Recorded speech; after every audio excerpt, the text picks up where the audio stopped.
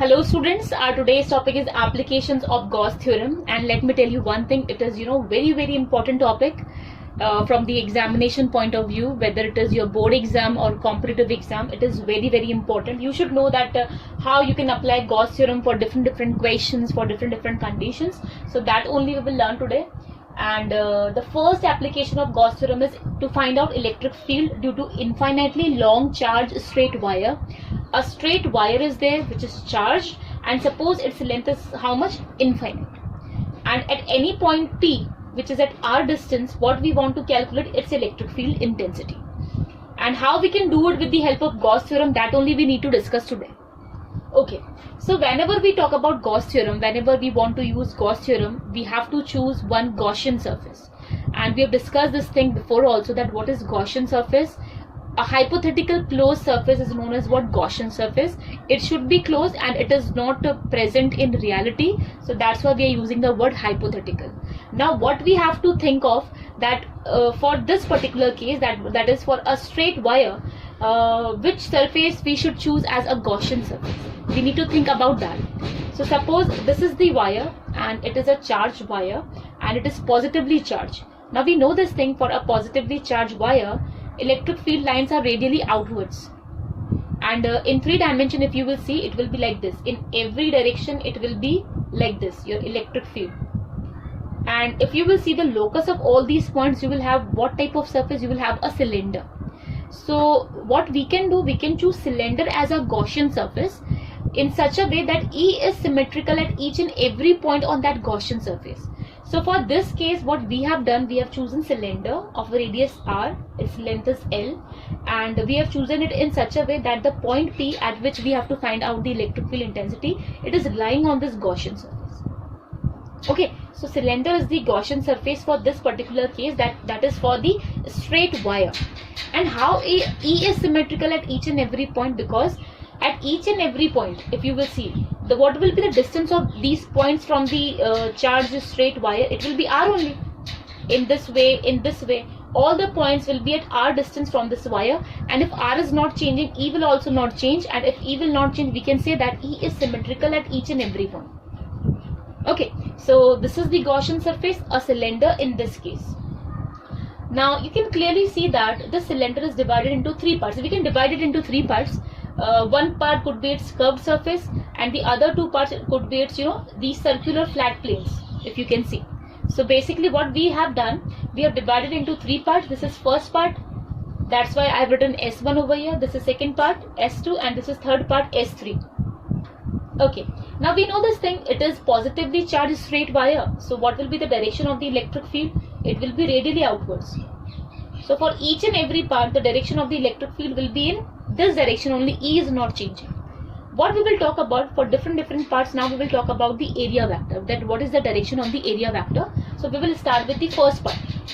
Now in this first part, if I will choose a small area element ds1, E is in this direction. What will be the direction of the area vector? We know this thing, we have already discussed, that the direction of the area vector is always normal to that plane. So the direction of ds1 will be in this direction. So what will be the value of theta? Theta will be 90 degree for this particular part. For the second part, if I will consider this small area element, that is ds2, so what will be the direction of E? E will be towards right only. And what will be the direction of ds2 area vector? It will also be in this direction. So both are parallel, both are in same direction. So what will be the value of theta over here? Theta will be 0. Now for the third part, what will be the direction of the area vector? It will be in downward direction. So again, you will see that what is the value of theta over here? Theta is equals to 90 degree. So this is very important, that theta is 90 degree for first part, it is 0 for second part, and it is 90 degree for the third part. Okay, now I have chosen this area element for this particular surface. If I will choose any other area element, suppose here. So at this point also, what will be the value of theta? 90 degree. At this for this particular area element, what will be the value of theta? 90 degree. It means what? The value of theta for each and every part for this surface is how much? 90 degree. It is not changing. In this curved surface also, I have considered this area element. If I will choose any other area element, like suppose this, in that case also, what will be the value of theta? It will be 0 only. So whichever area element you will consider, theta will be 0 for the second part. And similarly, the same thing we will discuss for the third part, that for this particular part ds3, theta is 90 degree. Suppose I will consider any other area element here. For that also theta is equals to 90 degree. It means for each and every part theta is also not changing. Theta is also symmetrical. For this part it is 90 degree. For this part it is 0 degree. For this part is equals to 90 degree. So there is symmetry in theta also, and there is symmetry in E also. Okay. So I think all these things are clear. That L is the length of the cylinder, R is the radius of the cylinder, E is the electric field. Here theta is 90 degree, here theta is 0, here again theta is equals to 90 degree. Okay. Now what I want to calculate, what will be the second step? Second step is to calculate the electric flux through this Gaussian surface. The total flux I want to calculate. So what I have done, we can consider that for this part, let us suppose the electric flux is phi1. For this part, let us suppose electric flux is phi2, and for this part, let us suppose electric flux is phi3, and when we will add them, you can easily calculate the total flux. So that only I have written here, that phi is equals to, phi is what, total flux through the Gaussian surface. So phi is equals to phi1 plus phi2 plus phi3. Now we know this thing, what is phi? Integral E dot ds, we know this formula. Okay, so in place of phi1, I will consider ds1. For phi2, I will talk about ds2. For phi3, I will talk about ds3. So that's why we have written the second step in accordance with that only. So it will be integral E dot ds1, it will be integral E dot ds2, and for phi3 it will be ds3. Now we know this thing, what is E dot ds? E dot ds is E ds cos theta. Now for first part, theta is 90 degree. For second part, theta is 0 degree. For third part, theta is again 90 degree. So that only we have written. Now we know this thing. What is cos 90? Cos 90 is 0. So if cos 90 is 0, so the first term and the last term, they will vanish. So that's why in place of first term and last term, what I have written 0. And what is cos 0? Cos 0 is 1. So what will remain now? It will be integral E ds2. Okay. Now E could be taken out of this integration because E is same as at all the points. So E is out of this integration. So what is left? Integration of ds2. Integration of ds2 means what? Total curved surface area. Curved surface area of the cylinder we are talking about, and it will be how much if L is the length, it will be 2 pi RL. So E into 2 pi RL equals to phi. I have given it equation number 1. This is the second step to calculate what flux. Third step is to calculate the charge enclosed by the Gaussian surface. We will not talk about this part. We will not talk about this part. We will only talk about those charges which are enclosed by this Gaussian surface. How we can calculate it? Actually, what we have considered that I forgot to tell you that whenever we talk about infinitely long straight wire, charge straight wire, we don't talk about Q. We talk about charge density. And in this case, we will call it what? Linear charge density, and that is what? Lambda. So lambda is what? Linear charge density. So if lambda is linear charge density, how much charge will be there in L length of the cylinder? We know this thing. Lambda is equals to Q upon L. We know this thing. So from here, how I can write Q? Q will be lambda into L. So I can say that lambda into L is the charge enclosed by the Gaussian surface. So that only we have written. Charge enclosed by Gaussian surface is how much? Lambda L. Now, what we will do? According to Gauss theorem, we know this relation phi is equals to Q upon epsilon naught. In place of Q, I can easily write lambda L. So phi is equals to lambda L upon epsilon naught, and I have given it equation number 2. From equation number 1, from equation number 2, they both are same. The left hand side is same, so we can easily equate them. So from equation number 1 and 2, what we can write? E into 2 pi RL is equals to lambda L upon epsilon naught. This L and L will get cancelled. I want to calculate value of E, so I will shift 2 pi R, that's it. So E will be equals to lambda upon 2 pi epsilon naught R.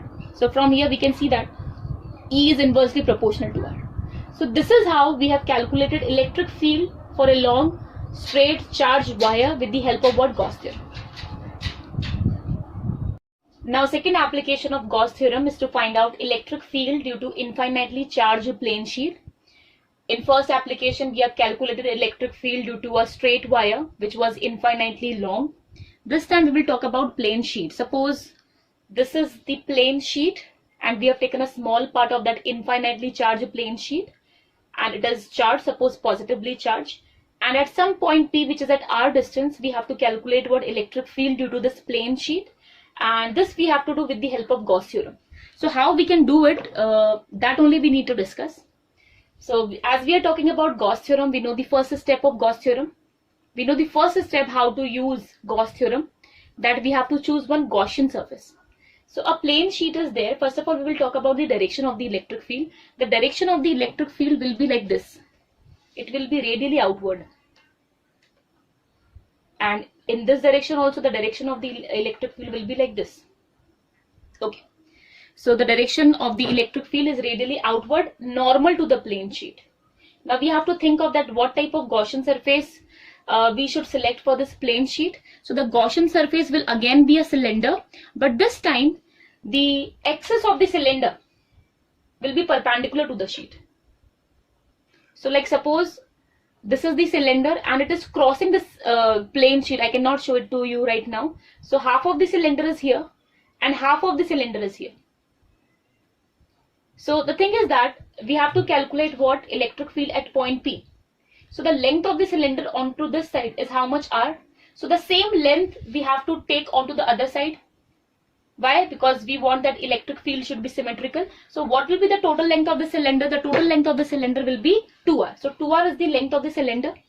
Cylinder is a Gaussian surface whose axis is perpendicular to the sheet. And P is a point which is at R distance where we need to calculate what electric field. Now what is another consideration? That let us suppose that A is the area of cross section of this cylinder. And we know this thing whenever we talk about sheet. Whenever we talk about charge sheet, we have to talk about charge density, and this time we will call it what? Surface charge density, and we know it very well, that is sigma. Sigma is what? Q upon A. So sigma is surface charge density. Now this Gaussian surface, this cylinder, again we can divide it into three parts. This will be first part, this circular plane surface. This will be first part. This curved surface will be second part, and this will be third part. This will be your second part. So let me write ds2 over here, and let us suppose that this is the small area element ds2. Now what we will talk about? We will talk about the value of theta for this part, and for the last part. So we will start with first part. Okay, for this circular plane part, we have to talk about theta, the value of theta.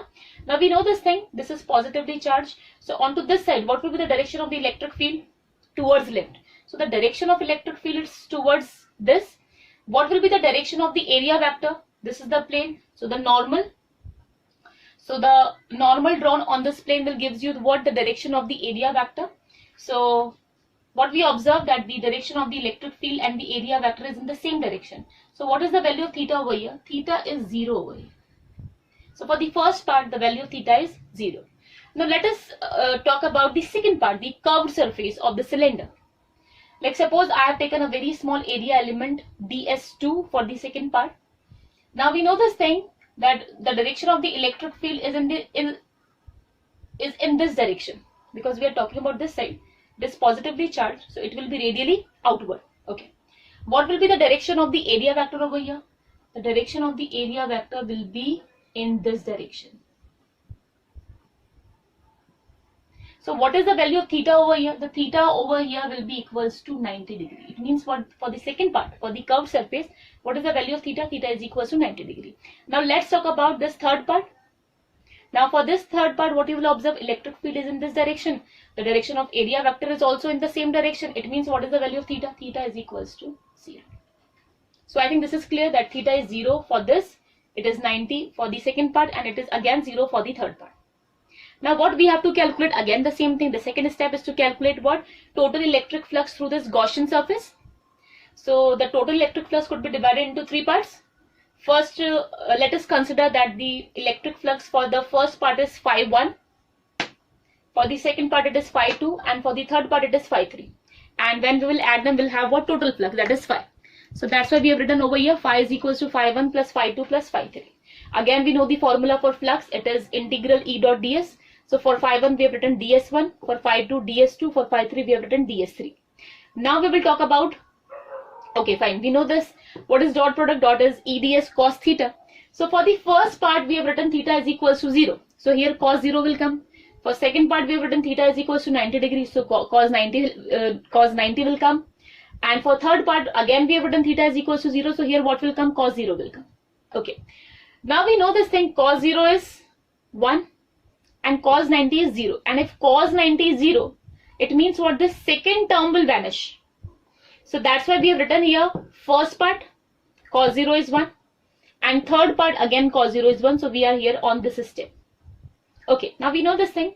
For this Gaussian surface, E will be symmetrical and it will be same at all the points, because for this particular part, which is at r distance, electric field will be same, and same for this particular part, it is at r distance, so electric field will be same. So E is same everywhere, so that's why E could be taken out of this integral.